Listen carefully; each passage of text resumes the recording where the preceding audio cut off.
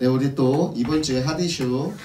자, 여러분, 이번 주 핫 이슈는 제가 참 안타까운 소식인데, 네, 마라도나 축구에 정말 축구로 따지면은 이제 마라도나와 펠레 거의 두 이제 영웅이라고 볼 수 있죠. 근데 마라도나가 60세의 나이로 심장마비로 죽었습니다. 네, 죽었는데 죽고 나서 제가 이렇게 찾아봤어요. 저는 항상 죽은 사람 있으면 종교를 검색을 하거든요. 마라도나 종교 이렇게 네이버에 쳤더니 뭐가 나오냐면 마라도나를 신으로 섬기는 그런 종교가 아르헨티나에 있더라고요. 우리가 그냥 말로만 축구의 신 이러는 게 아니고 정말로 이 사람이 하나의 종교가 돼가지고 사람들이 아르헨티나 이제 사람들은 마라도나를 신으로 섬기고 이제 나도 마라도나처럼 되고 싶다. 이제 국가적인 영웅이기도 하고 대통령들이 이제 죽으면 묻는 그런데 이제 장례를 이렇게 지냈더라고요. 정말 대단한 사람이었습니다. 그런데 이 마라도나가 결국에는 그렇게 돈도 많이 벌고 이제 명예도 있고 뭐 가질 수 있는 것은 다 가졌죠. 그리고 좀 여자 관계도 굉장히 복잡하더라고요. 그러니까 자기가 즐길 수 있는 건 다 즐기고 살았어요. 그리고 나서 남는 게 뭐냐? 900억의 유산을 남겼어요. 거의 한 1조 가까이 되더라고요. 그 유산을 가지고 자녀들은 싸우고 있고, 그리고 죽고 나서는 또 이상한 이제 죽고 났으니까 종교가 더 흥행하겠죠. 근데 이 사람은 결국에는 죽고 나서 무엇이 됐냐 이거예요.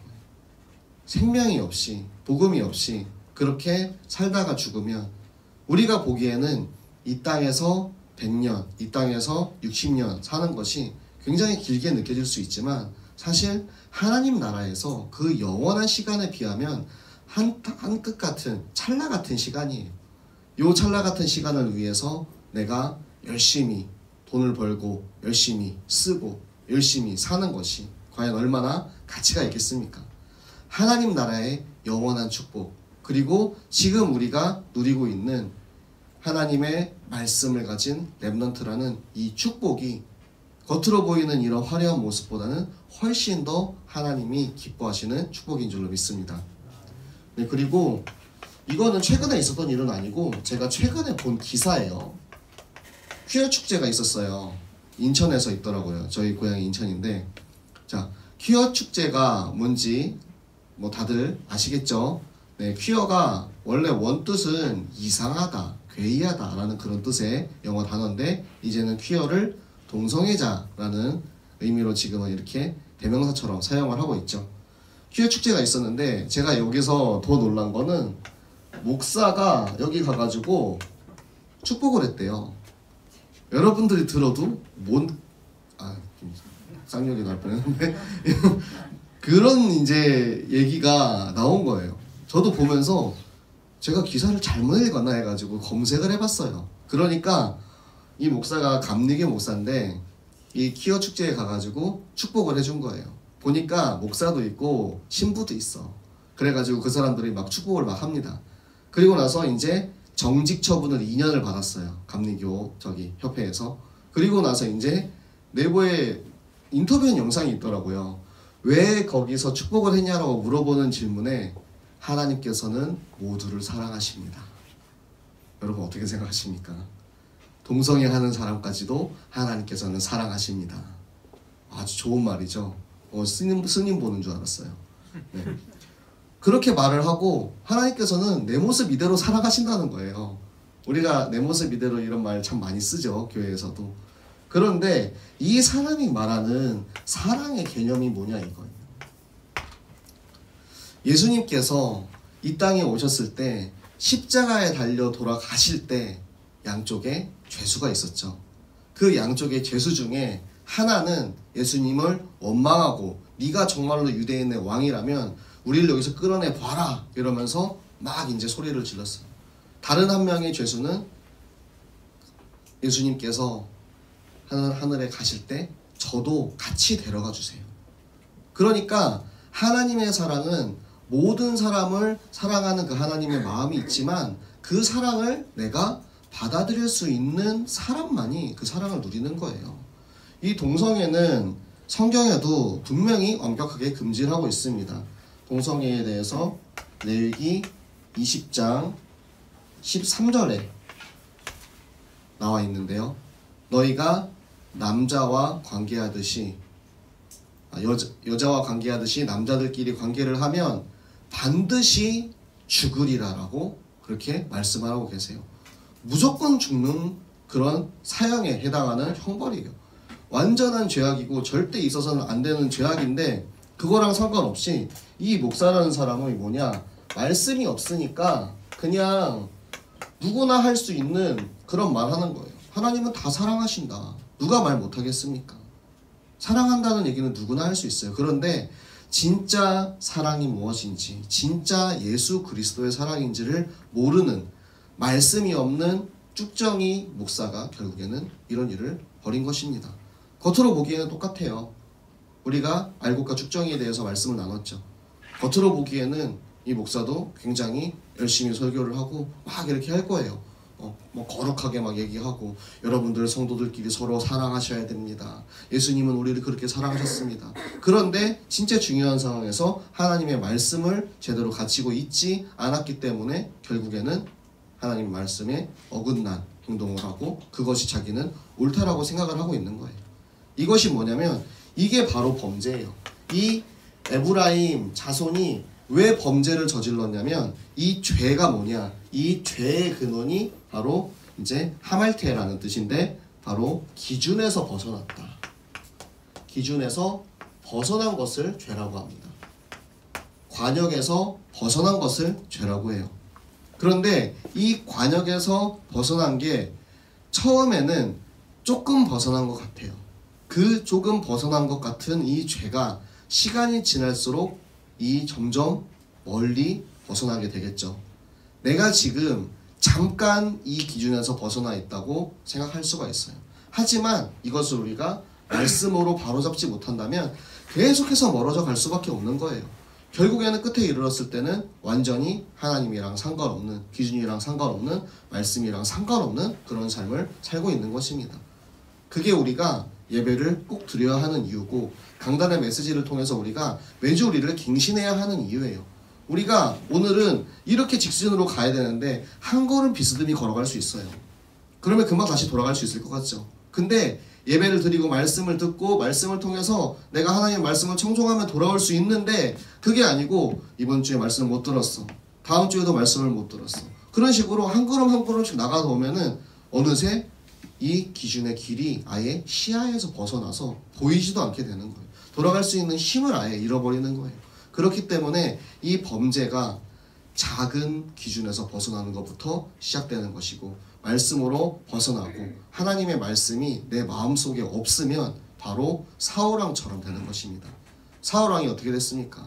사울왕은 하나님께서 그 이스라엘 백성 중에서 가장 잘생기고 키도 크고 힘도 좋고 머리도 좋고 가장 뛰어난 인물을 왕으로 세우셨어요. 그러니까 이 왕이 이제 연예인이 된 거야. 스타가 됐어요. 자기가 백성들한테 잘 보이기 위해서.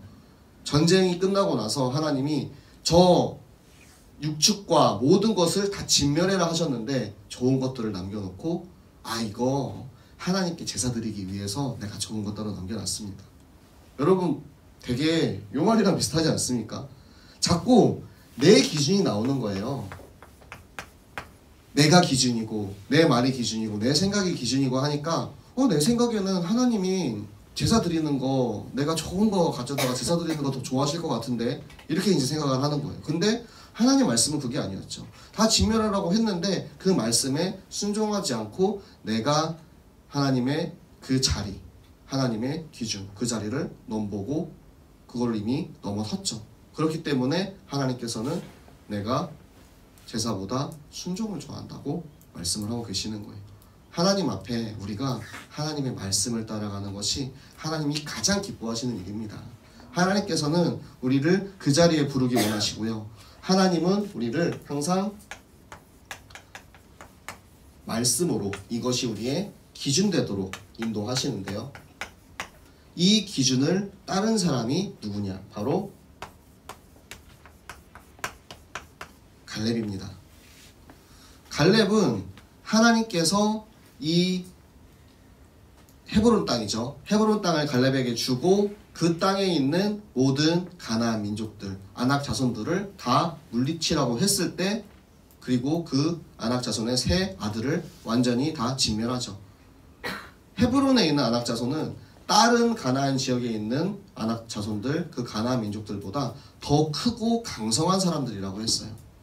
그런데 갈렙이 그렇게 할 수 있었던 것, 갈렙이 운동을 열심히 해서 80살인데도 보디빌더처럼 몸이 튼튼하고 그렇게 힘이 좋아서가 아니고, 갈렙은 말씀에 순종하는 사람이었기 때문에, 충성된 제자였기 때문에 이 일들을 할 수 있었던 것입니다.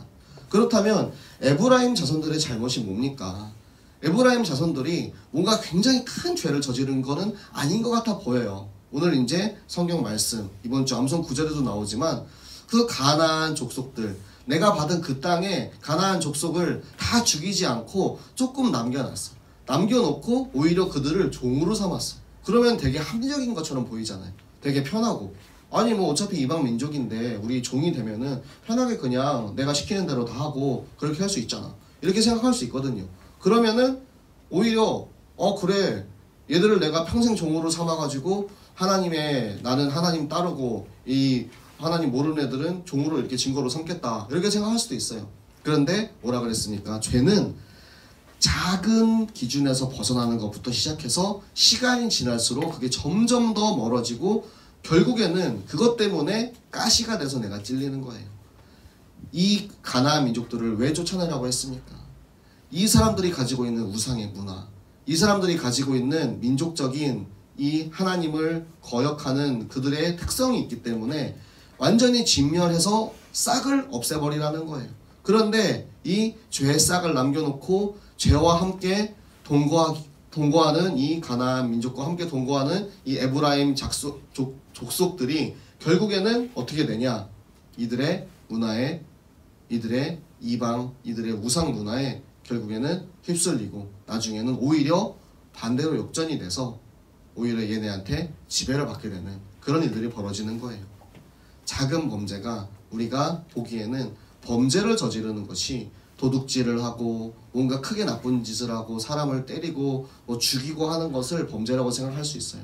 하지만 하나님 나라의 범죄는 말씀을 따르지 않는 것, 기준에서 벗어나는 것이 범죄이고, 이것은 지금 당장 눈앞에 큰 죄악에 대한 결과가 나타나는 것 같지 않지만 마지막에 이르렀을 때 가장 무서운 형벌인 하나님을 떠나는 형벌로 이어지게 되는 것입니다.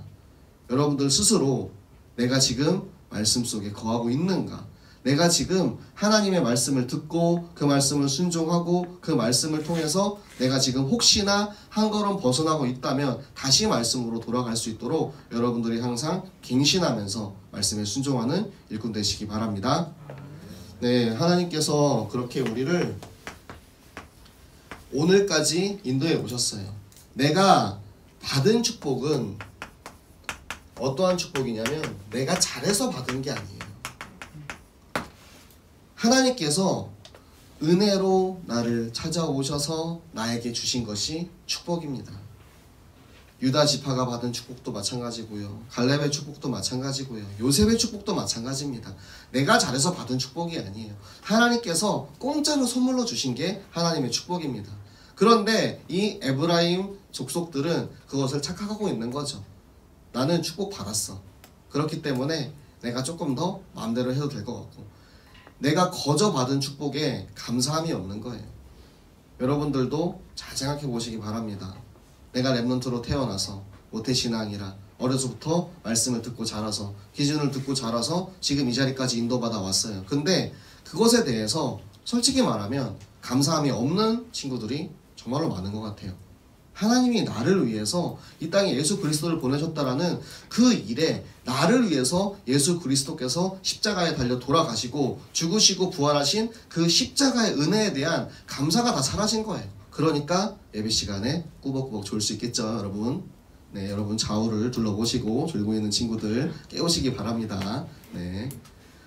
진짜 이 감격, 이 말씀의 감격, 구원의 감격, 나에게 생명 주신 그 감격이 있다면, 그 감사가 있다면 항상 기쁠 수밖에 없어요. 저희 어제 성탄절 이거 장식하는 거 밤 11시까지 했거든요.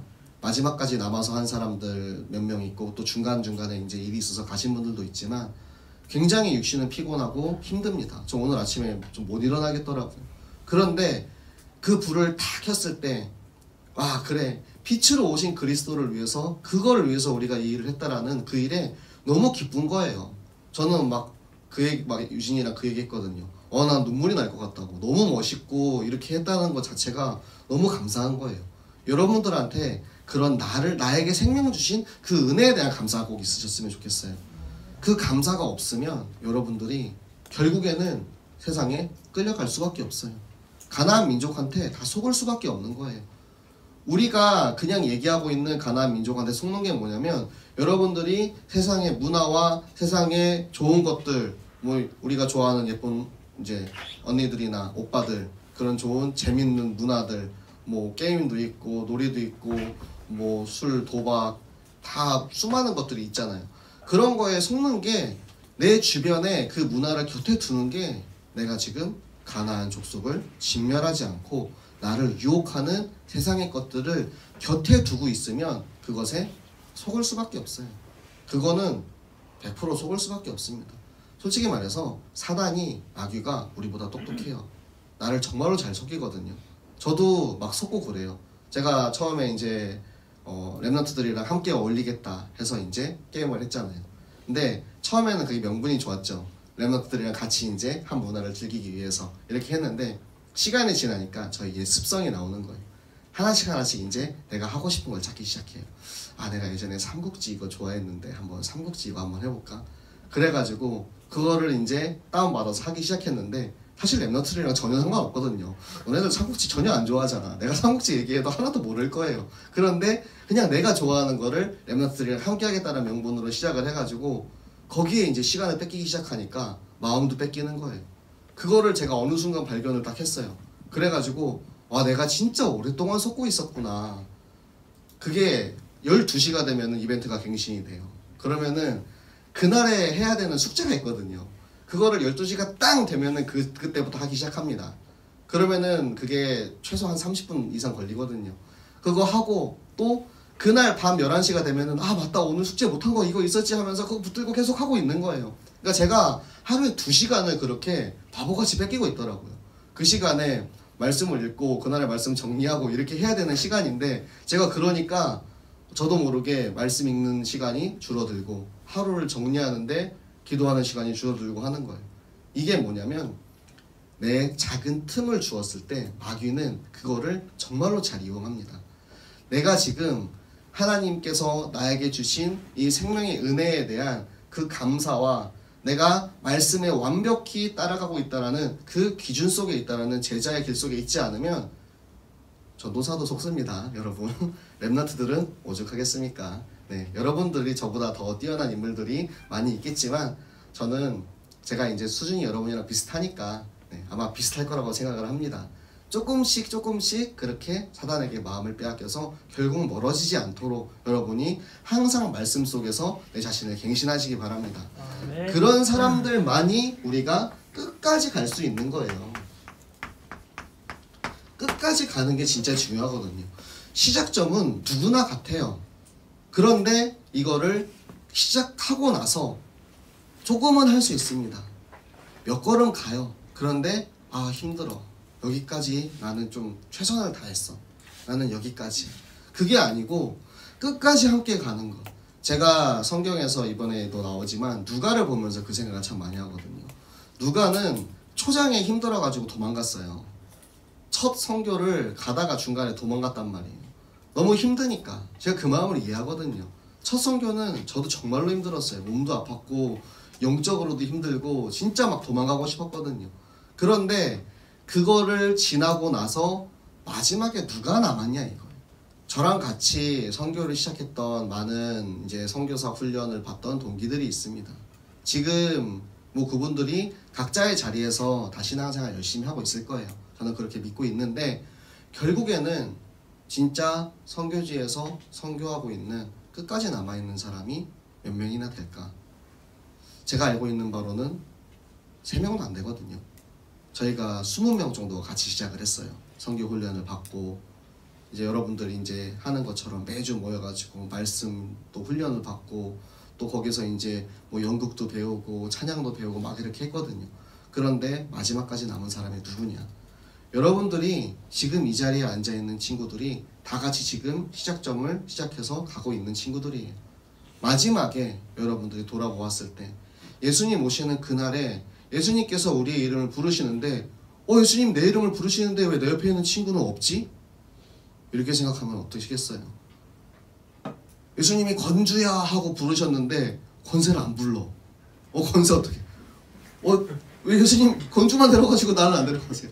이럴 수 없잖아요. 그때 와가지고.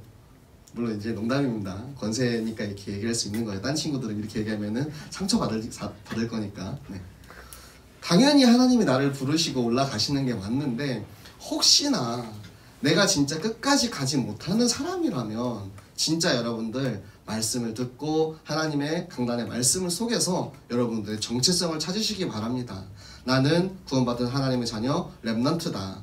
나는 절대 쭉정이 같은 사람이 아니고 완전한 알곡이다. 내가 혹시나 지금까지 알곡처럼 보이는 쭉정이의 삶을 살고 있었다면, 내 안에 하나님의 말씀이 없고 생명이 없고 구원이 없는 삶을 살았다면, 오늘 이 말씀을 통해서, 하나님의 말씀 성경을 통해서, 이 기준을 통해서 내가 다시 한번 나의 신분이 알곡으로 완전한 생명을 얻는 그런 정체성을 찾는 시간 되시기를 예수 그리스도 이름으로 부탁을 드리겠습니다. 아멘.